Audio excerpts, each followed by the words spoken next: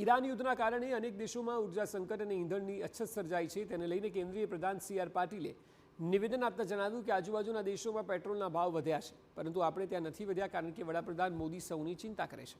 વધુમાં જણાવ્યું કે આજે આખા વિશ્વમાં યુદ્ધની સ્થિતિ છે, તેવામાં આખા વિશ્વમાં શાંતિ માત્ર આપણા દેશમાં છે। બાજુના દેશોની અંદર પણ જે રીતે પેટ્રોલના ભાવ વધ્યા, જે રીતે બાકીની વસ્તુઓ પણ મોંઘી થઈ ગઈ, આજે આપણને મોદી સાહેબને કારણે જોઈએ એટલું પેટ્રોલ એક પણ રૂપિયાના ભાવ વગર વધારા વગર એ આપણને મળી રહ્યું છે, પરંતુ આપણે પણ જોવું જોઈએ કે અફવાઓમાં ફેલા। સુરત શહેરમાં નમો સેવા સેતુ કેન્દ્રના ઉદ્ઘાટન પ્રસંગે સી.આર. પાટીલે આ નિવેદન આપ્યું। સાથે લોકોને અપીલ પણ કરી કે આપણી પાસે ઈંધણનો પૂરતો જથ્થો છે, તેથી ખોટી અફવાઓમાં આવીને પેટ્રોલ માટે લાઇનમાં ઊભા ન રહો।